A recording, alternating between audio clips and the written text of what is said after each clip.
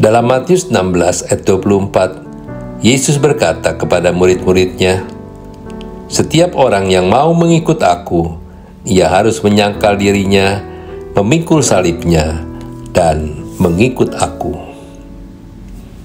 Ada orang yang berpikir, kalau mengikut Yesus, maka akan menikmati semua kelimpahan, kesenangan, berkat, dan lainnya. Padahal pengikut Kristus yang sungguh-sungguh dan benar, ia harus menyangkal diri, memikul salib, dan mengikut Yesus.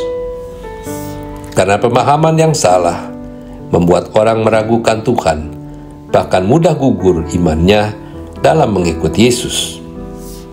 Ketika persoalan dan masalah datang, penyakit, sakit hati, dan lainnya, maka orang mulai meragukan Tuhan, bahkan ada yang beralih darinya. Meragukan Tuhan adalah pengalaman yang bisa dialami oleh siapa saja dalam perjalanan iman. Dalam iman Kristen, keraguan bukanlah hal asing, melainkan bagian dari proses pencarian dan pertumbuhan. Dalam Alkitab, banyak tokoh-tokoh iman seperti Ayub dan bahkan para rasul mengalami keraguan. Menghadapi keraguan bisa menciptakan ruang untuk bertanya dan mencari jawaban yang lebih dalam tentang iman kita. Dalam keadaan meragukan, penting untuk tetap berdoa dan mencari petunjuk Tuhan. Dalam Filipi 4 ayat 6-7, kita diajarkan untuk tidak khawatir, melainkan membawa segala permohonan kita kepada Tuhan dan menyerahkan segala keraguan kita kepadanya.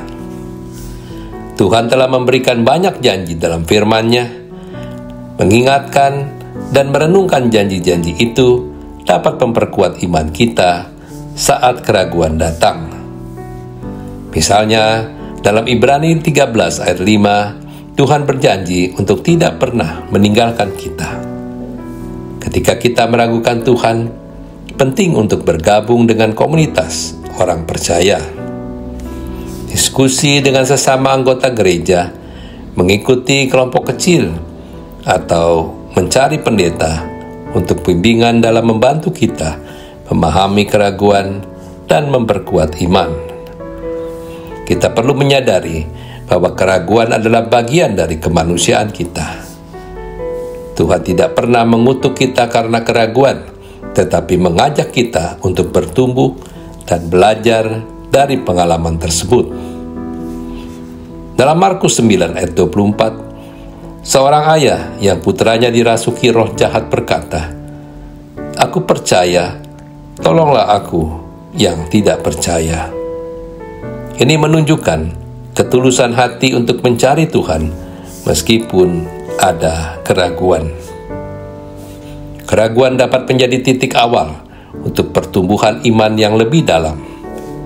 Ini memberi kesempatan untuk mempertanyakan, belajar, dan pada akhirnya menemukan jawaban yang membawa kita lebih dekat kepada Tuhan. Ingatlah bahwa dalam perjalanan iman, meragukan Tuhan bukanlah tanda kelemahan, tetapi langkah menuju penguatan iman. Tuhan selalu ada untuk mendengarkan keraguan kita dan membimbing kita menuju kebenarannya.